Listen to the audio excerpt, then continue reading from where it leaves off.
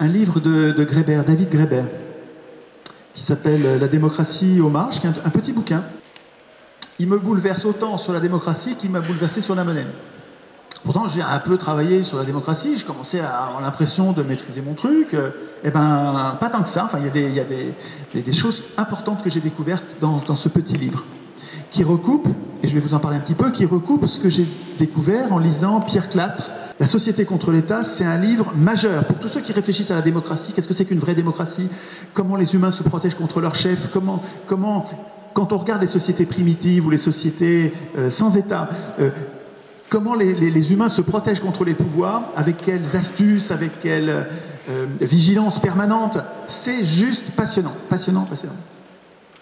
Et donc, Graeber me signale, insiste sur le fait que, pour lui, anthropologue, donc lui, il n'est pas politologue, donc il ne s'occupe pas de politique, c'est pas un prof de sciences politiques, et c'est pas un économiste, c'est pas un prof de sciences économiques, c'est juste un anthropologue. Si on regarde anthropologue, il nous aide à comprendre, sur le plan politique, que les profs de droit constit et les profs de politique depuis 200 ans, disons, oublions la période précédente, ça importe peu, mais depuis quelques siècles, les gens qui décrivent les systèmes politiques font comme si la seule démocratie connue était Athènes. Athènes, où, vous savez, on en a parlé plein de fois dans nos réunions, vous en avez plein de conférences sur Internet. À Athènes, les Athéniens tiraient au sort leurs représentants, ceux qui en faisaient des serviteurs. Le tirage au sort de quelqu'un, ça fait qu'il ne se sent pas supérieur, et donc il reste serviteur. Par la procédure mécaniquement ne le rend pas fier d'avoir été désigné. Il a été désigné par le sort, donc il n'a pas été considéré comme le meilleur. Ça aurait pu être n'importe qui d'autre. Et le tirage au sort nous conserve des représentants humbles. Et c'était comme ça à Athènes. Alors que l'élection, au contraire, mécaniquement, même si le gars que vous avez élu, il est gentil, adorable au début, parce qu'il a été désigné comme le meilleur, ça lui monte à la tête. Et c'est comme ça fait des millénaires que ça dure. Ça, on a compris que quand on l'élit, il se transforme, il devient moins humble et il se met à se comporter comme un chef, comme un maître. L'élection, ça produit des maîtres. Le tirage au sort, ça produit des serviteurs. Notre problème à nous, c'est que on ne nous demande jamais, nos maîtres, depuis qu'ils ont pris le pouvoir, ils ne nous demandent plus, bien sûr qu'ils ne nous demandent plus. Ils savent bien qu'on va répondre que nous, on préférait avoir des serviteurs. Donc ils nous posent plus la question.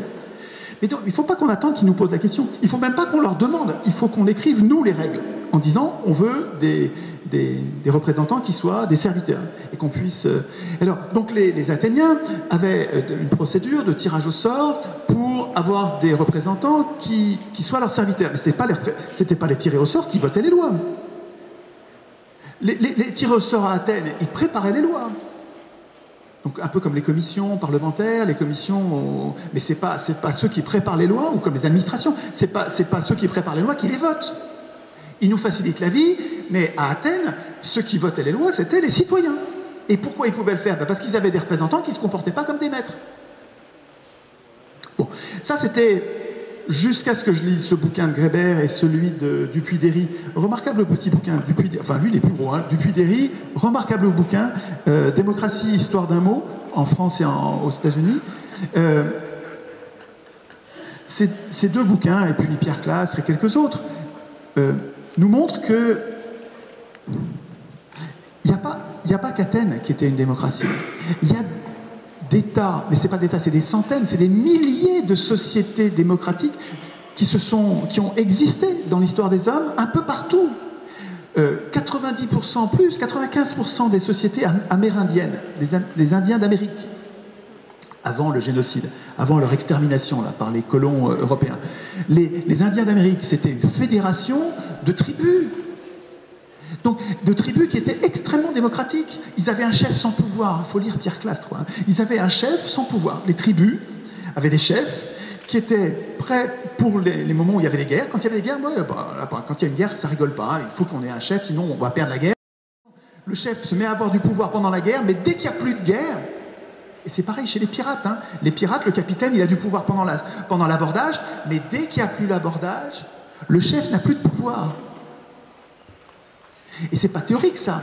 Ce qu'expliquent les anthropologues, c'est que dans l'histoire des hommes, les humains savent très bien se réunir en petits groupes, sans État. Et ils gèrent eux-mêmes leurs affaires de façon démocratique. Tout le monde participe à toutes les lois. Mais on n'a jamais appelé ça, enfin, nos maîtres, les élites, les intellectuels n'ont jamais appelé ça démocratie. C'est ça qu'il faut comprendre, c'est que les sociétés villageoises au Moyen-Âge vivaient comme des démocraties. Ils votaient eux-mêmes leurs lois à main levée. Et les seigneurs intervenaient assez peu, finalement, dans la vie des villageois. Ils intervenaient, ils venaient prendre des impôts, ils venaient prendre des hommes pour faire la guerre, ils les emboucanaient suffisamment, mais les villageois étaient très jaloux de leur pouvoir, sur la maîtrise de leurs normes, la maîtrise de leurs règles, de leurs règles de vie commune. C'est très démocratique, les conditions de vie d'un ancien régime qu'on nous a décrit. Moi, j'ai appris à l'école l'Ancien Régime comme une période noire, d'oppression absolue, pas du tout démocratique, très profondément tyrannique. Et il y avait des aspects tyranniques, hein, effectivement. L'absolutisme, il y avait des côtés affreux. Mais l'absolutisme, c'est un niveau de l'échelle politique, mais au niveau local, il y a plein de démocraties, plein de démocraties. Et donc ça, c'est le Moyen-Âge, dont on parle du Puy-d'Héry, dont on parle un peu Grébert, mais il y a aussi Rédicaire qui nous parle des pirates. Ah, mais les pirates qui étaient des rebelles donc des mutins, des gens qui étaient des marins, c'est pas dominer, c'est pas exploiter, c'est traité comme du bétail, hyper maltraité, jeté à la mer quand ils n'étaient pas contents. Enfin, la condition des marins, et encore aujourd'hui sur Terre, c'est une des plus pénibles qui soit avec les mineurs, quoi. Les marins, c'est les damnés de la Terre depuis longtemps. Et donc les marins se mutinaient à force d'être trop maltraités. Et les mutins se retrouvaient dans des endroits où ils formaient des sociétés, hein, et c'était des sociétés très complexes, des gens qui venaient de partout sur Terre, qui venaient de Suède, qui venaient d'Afrique, qui venaient d'Amérique latine, qui venaient d'Europe, des gens très rebelles qui avaient trouvé le courage de se mutiner et qui formaient des sociétés de pirates et que nous avons décrit, que nos élites, nos intellectuels ont décrit comme des affreuses sociétés de pirates, des affreux jojos, quoi, des affreux jojos. Et alors, Rédicaire et Grébert vont aller voir un peu qu'est-ce que c'était que ces sociétés de pirates, et qu'est-ce qu'ils trouvent? Des capitaines sans pouvoir, sauf pendant les abordages. Alors, pendant les abordages, le capitaine a pouvoir, mais autrement, en temps de paix, le capitaine, c'est pas du tout lui qui décide, pas du tout. Le capitaine, l'équipage le désigne et le vire quand il n'est pas content. Le vire quand il n'est pas content. Et il y a un quartier-maître, donc c'est un second, qui a plus de pouvoir que le capitaine, qui sert de contre-pouvoir, qui le surveille en permanence, qui est à l'écoute de ce qui se dit dans l'équipage, et qui sert de contre-pouvoir permanent. C'est-à-dire que ces mutins, à force d'avoir vécu l'oppression sur les navires, ont fabriqué des sociétés dans lesquelles on nous le fera plus ce coup-là. Et donc, l'observation de l'organisation de la vie sociale et de la vie politique, la prise de décision, de l'écriture des règles, un droit écrit. Quand on répartit le butin, on le répartit de façon égalitaire. Le capitaine, il en a un peu plus, mais juste un peu plus. Il en a quoi 50% de plus. Donc c'est une fois et demie. Il y a la part pour tout le monde, et le capitaine, il a une fois et demie. Donc c'est pas beaucoup plus. Il y a un peu plus, mais pas beaucoup plus. Passionnant, la vie des pirates. Et c'était des démocraties, ça.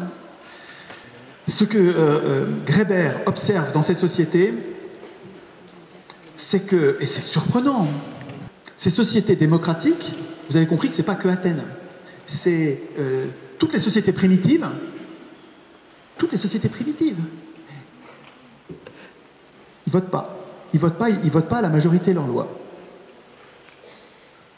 Ils discutent. C'est la palabre en Afrique, ils discutent, c'est le consensus. Ils cherchent tous l'unanimité.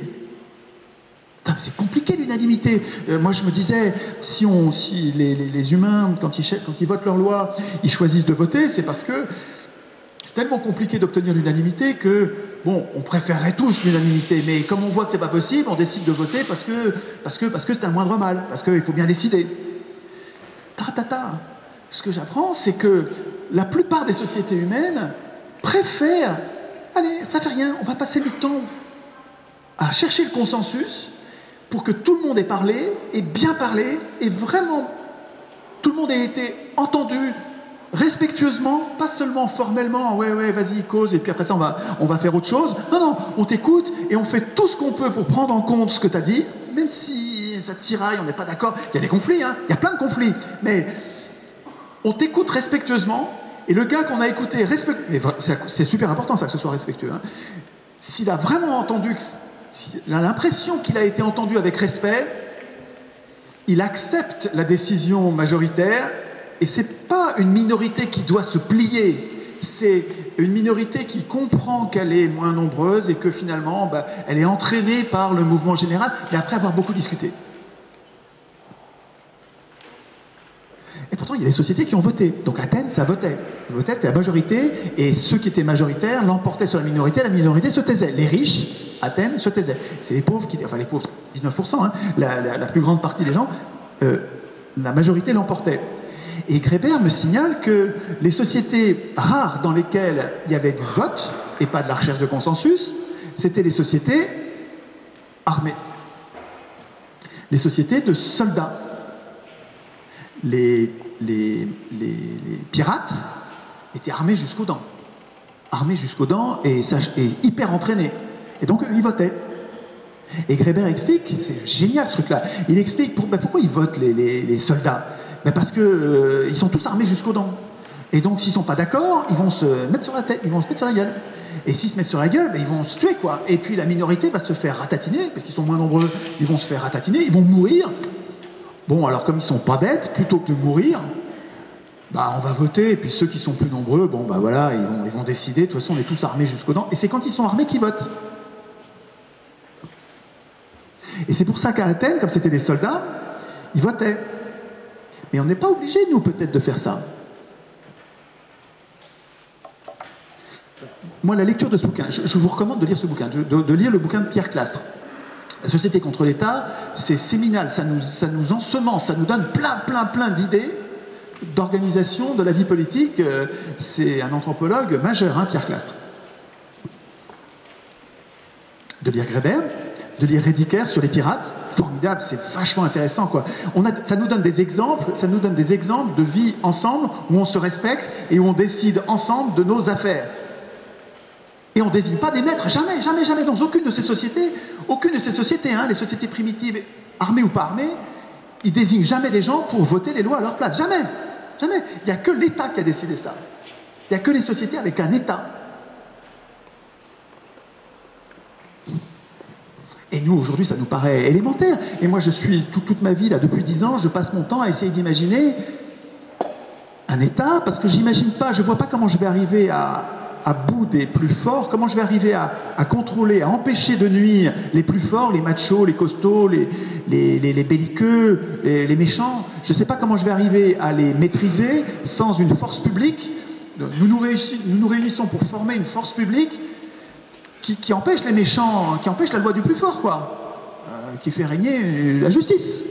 Et donc, moi, l'État, ça me sert à ça dans ma tête. Et alors, j'essaye de trouver, de rendre compatible cette idée d'un État, parce que moi, j'imagine un État que nous contrôlerions. Pour l'instant, on n'a absolument aucun contrôle. Vous et moi, on n'a aucun contrôle de l'État. L'État, c'est une machine qui nous domine, mais qui nous domine complètement, et on n'a aucun moyen de contrôler ce truc-là. Et pourtant, c'est pas une fatalité. Il me semble que si nous écrivions la Constitution, mais ça veut dire qu'il faut qu'on se soit entraîné et qu'on s'entraîne tous les jours un petit peu, quoi. Hein. Et un atelier, ça peut être une personne. Hein. Un peintre, quand il est dans son atelier de peinture, il n'a pas besoin d'être à 10 pour peindre, il peint tout seul. Et vous pouvez très bien, si vous trouvez ça compliqué, vous n'avez pas besoin de faire une assemblée comme ça pour faire un atelier constituant. Un atelier constituant, ça peut se faire tout seul, ou à 2, ou à 3, ou à 4 ou 5, vous faites comme vous voulez, quoi. Hein. Mais trouvez pas comme excuse, c'est compliqué de rassembler 20 personnes, on n'arrive pas à trouver. Ben, si vous ne rassemblez pas 20 personnes, faites-le tout seul, faites-le à 2, faites-le à 3, invitez votre voisin, invitez votre fils, votre père, votre mère, votre fille, votre cousine, invitez les voisins, les voisines. Les ateliers constituants, l'entraînement qu'on va faire tout à l'heure, il faut absolument que ça continue quand je suis parti. Le problème, c'est qu'il y a un côté star du truc, là, où en fait, quand je viens, vous êtes je sais pas combien, 200. Et puis ensuite, les militants me disent, mais après ça, quand tu n'es plus là, il n'y a plus personne. Et ça, c'est déconnant. Ça, c'est déconnant. C'est-à-dire que si ça dure, ce truc-là, c'est-à-dire si vous ne vous déplacez pour faire un atelier constituant que parce qu'il y a un bonhomme qui vous plaît bien, parce qu'il parle bien, c'est mort, c'est une mauvaise idée, c'est une idée à la con. J'ai eu une idée à la con. Voilà, ça ne marchera pas. Ça marchera que si on déchoirdise complètement l'idée. C'est-à-dire que vous vous débrouillez sans moi, quoi. Et puis vous continuez, vous trouvez l'énergie, mais plusieurs fois par semaine. Oui. Si vous me dites une fois par mois, ça suffit pas. Vous n'allez pas vous transformer une fois par mois. Comment vous allez faire pour vous transformer, vous entraîner? Oui, vous imaginez les gars qui jouent au foot, ils s'entraînent une fois par mois, la bonne blague. Ils vont se prendre une pâtée là pour le prochain match. Il faut que vous entraîniez un petit peu plus. Mais vous allez voir, c'est vachement agréable. C'est vachement agréable. Quand vous allez voir, quand on écrit nous-mêmes notre puissance politique, en même temps que tu écris sur ton bout de papier, un mauvais bout de papier, tu es tout seul dans ton coin, dans une salle perdue dans un coin du pays, tu es en train d'écrire et tu t'aperçois, que c'est simple, mais c'est que ça d'écrire. Et tu t'aperçois que finalement, si nous écrivions nous-mêmes ces fichues règles, nous aurions la puissance qui nous manque pour faire régner la justice. Que le capitalisme, ce système tellement injuste, c'est un système dans lequel il y a une poignée de privilégiés qui se sont arrogés ce droit incroyable d'écrire la Constitution, qui est le texte qui dit à qui va obéir l'armée, à qui va obéir la police, qui va avoir le monopole des armes et qui va pouvoir imposer sa loi à tous les autres. Mais c'est pas... Bon, c'est 200 ans de mauvaises expériences, mais c'est pas une fatalité. C'est pas parce que ça s'est mal passé pendant les 200 dernières années que nous sommes condamnés à ce que ça dure. Ça peut changer, mais juste, il faut vous transformer. Vous n'allez pas avoir fait la politique toute votre vie, tout le temps. Mais le peu de politique que nous devrions faire, c'est l'activité constituante. Nous devrions, même si on n'a pas envie de faire de politique, moi j'ai pas envie de faire la politique tout le temps, toute ma vie, j'ai bien d'autres choses à faire, comme tout le monde. Mais il y a un petit peu de politique qu'on doit faire, c'est l'activité constituante. Il n'y a pas de citoyen autre que constituant. Un vrai citoyen, ça doit être constituant. À mon avis, les pirates, ils écrivent eux-mêmes leurs règles, quoi. Les pirates, ils écrivent eux-mêmes leurs règles. Les sociétés, les petites sociétés, les micro-sociétés qui ont vécu la démocratie, ils s'en occupaient eux-mêmes. Et ça faisait des très grandes sociétés. Les Amérindiens, c'était des tribus qui étaient 10 ou 15 ou 20 ou des petits nombres, mais ils étaient en fédération. Parce qu'après, il faut se fédérer.